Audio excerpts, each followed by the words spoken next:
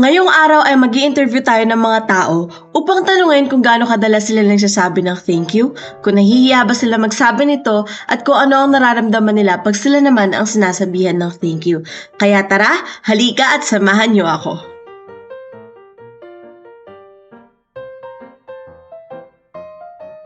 Gaano po kayo kadalas magsabi ng thank you po? Lagi, umaga, basta pag may taong dumadaan, nagsasabi kami thank you. Thank you. Pag ako kinakailangan.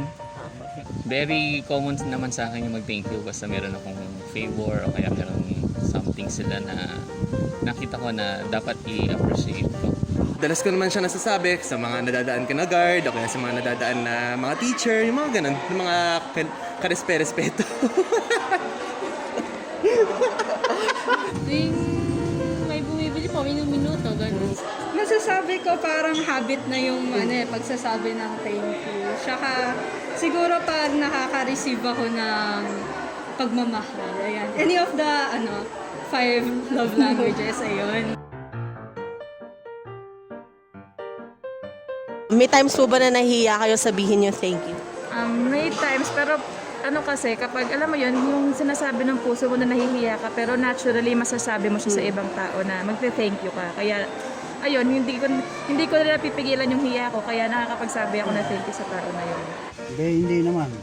Hindi dapat ikahiya na binigyan ka tapos magte-thank you. Hindi dapat ikahiya yun dahil nagpapasalamat ka. Hindi pa ako sanay na magsabi sa kanila. Minsan nakakahiya mag-thank you. Kasi may lalaki tayo, may pride, di ba? Hindi naman nahihiya kasi para sa akin usual naman siya na dapat ginagawa natin mga tao. Parang common courtesy lang siya kumbaga.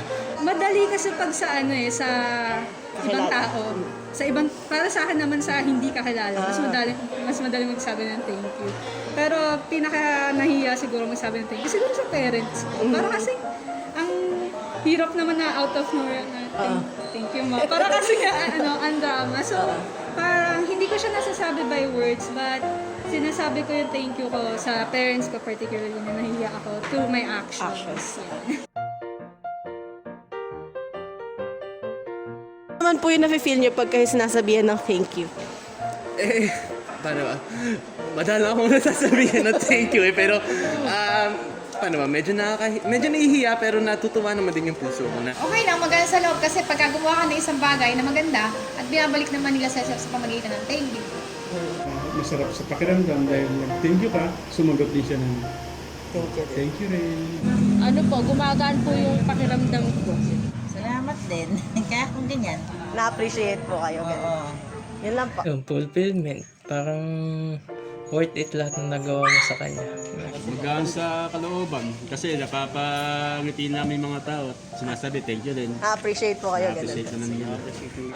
Nafe-feel ko, I feel appreciated kasi kahit alam mo yun, yung sa salitang thank you, doon mo na napapaalala sa'yo ng isang tao na may purpose ka pala sa buhay mo na kahit and that purpose is to serve others nang walang hinihinging kapalit. Okay.